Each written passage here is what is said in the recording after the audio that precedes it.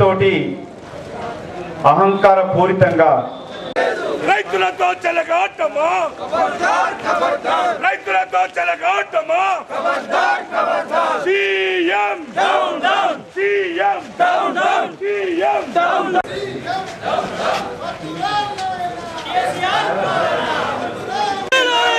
इसकी सेवा कौन करेगा हम करेगा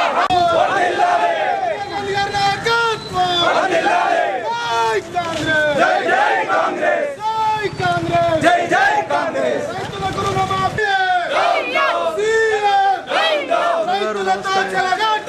खबरदार खबरदार రైతులతో చెలగాటమా खबरदार खबरदार రైతుల గురునామాపి వెంటనే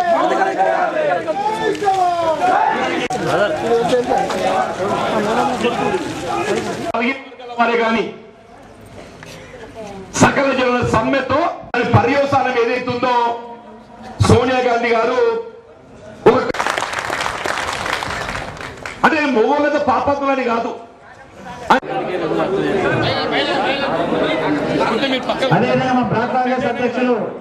మీ గౌండులకు చెట్టు మీద ఆధిపత్యం ఎవరిచ్చిందే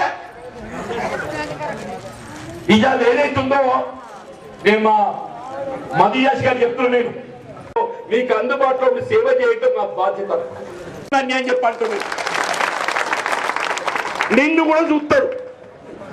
కూడా చూస్తాడు అంటే అమలు చేయాలి రైతులతో చెలగాటమా ఖబర్దార్ ఖబర్దార్ రైతులతో చెలగాటమా ఖబర్దార్ ఖబర్దార్ గౌరవ బాలికల్ తహసీల్దార్ గారికి తోటి అహంకార పూరితంగా కుటుంబ పాలన కాదది కుటుంబ దోపిడీ తెలంగాణ రాష్ట్ర ఏర్పాటుతా ఉంటాడు ఈ చంద్రబాబు చంద్రశేఖర్ ఇద్దరు అన్నదమ్ములే ఆయన శేఖర్ అంటాడు ఈయన బాబు గారు అంటాడు ఇద్దరు కలిసి టీడీపీ టీఆర్ఎస్ ఇద్దరు దొంగలే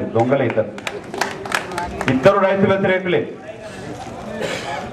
అటు చంద్రబాబు గాని ఆయన శిష్యుడు అనంగ శిష్యుడే ఈ చంద్రశేఖరరావు గారు ఇద్దరు చంద్రులేమో వెన్నెల్లో ఉంటున్నారు మనల్ని మాత్రం చీకట్లో దోస్తున్నారు తెలంగాణ ప్రాంతం అంతా కూడా చీకట్ల వాళ్ళిద్దరు కలుసుకుంటారు చేపల పులుసు తింటారు నువ్వుల చారు తాగుతారు కాఫీలు తాగుతారు కవ్వలించుకుంటారు బయటకు వచ్చి ఆయన చంద్రబాబు తిడతాడు ఈయన చంద్రశేఖరరావు తిడతాడు మనకిచ్చే రుణమాఫీలు లేవు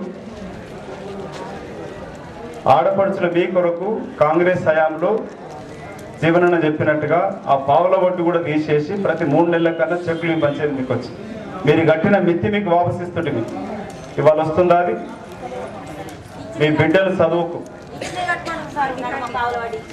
ఇవాళ మీ బిడ్డల చదువులకి మీ పిల్లలు చదువుకోవాలా లేదా మేము 4 అన్నదమ్ములం నేను ఎక్కువ చదువుకున్నప్పటికీ మిగతా వాళ్ళందరూ అన్నదమ్ములను చూసిన కుటుంబాన్ని చూసుకో టిఆర్ఎస్ పార్టీ ప్రభుత్వం 2.5 సంవత్సరాల నుంచి మోసం అబద్ధం అవినీతి తెలంగాణ రాష్ట్ర రాకముందేమో జనం మనం అన్నాడు తెలంగాణ రాష్ట్రం వచ్చినాక ధనం మనం అంటున్నాడు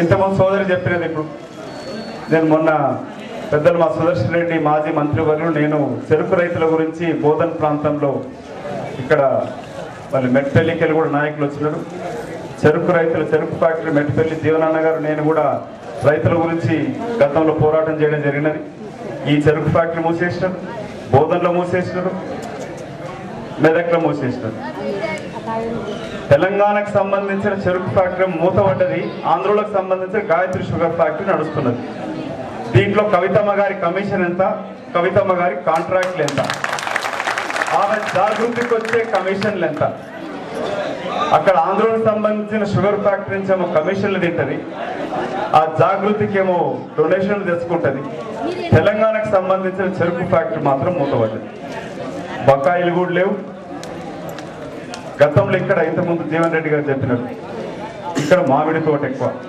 మార్కెట్ యార్డ్ నుంచి కొన్ని వేల లారీలు భారతదేశం మొత్తం విదేశాలకు కూడా పోతాయి మామిడి పంట నష్టమైందని చెప్పి ఇన్పుట్ సబ్సిడీ అంటే రైతుల పేర్ల పైసా తీసుకొచ్చి కేంద్ర ప్రభుత్వం 719 కోట్లు ఇస్తే ఆ 700 కోట్లు కూడా అయ్యగారి యొక్క మిషన్ కాకతీయ మిషన్ భగీరథ అల్లుడికి కొడుకు 2 పంచినాడు దాంట్లో సగం కాంట్రాక్ట్ కొడుకుదే ఆ కమిషన్ల కొరకు పెడుతున్నాడు ఇక్కడ బీడీ కార్మికులు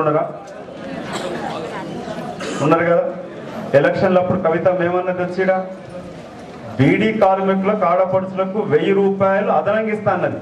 ఒక్కరికన్నా వచ్చిందా 1000 రూపాయలు?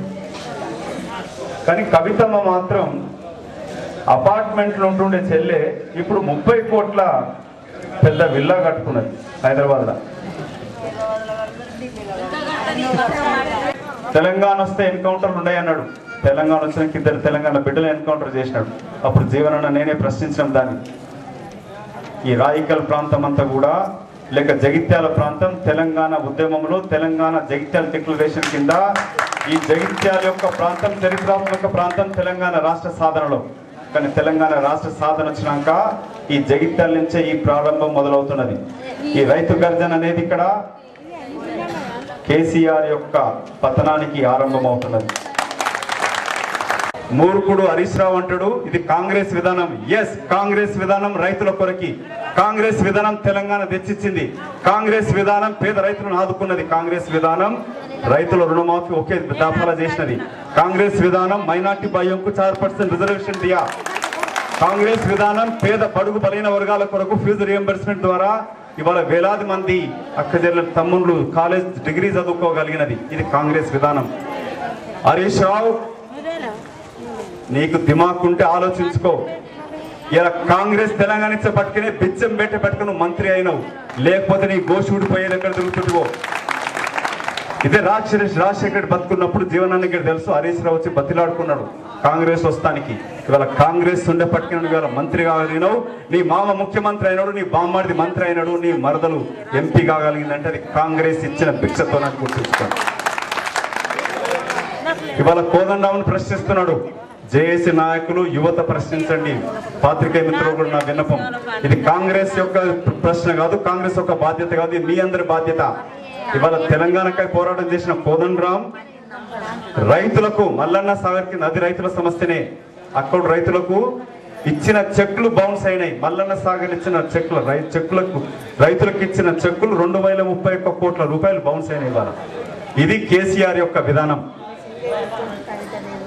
మీ ఇండ్ల పైన 2 నిమిషాలు మాట్లాడతాం. మీ ఇండ్ల పైన తీసుకొచ్చిన 4500 కోట్ల రూపాయలను కూడా నాబార్కెళ్ళి తీసుకొచ్చి అది కూడా మిషన్ కాకతీయ అంటూ మర్చినాడు.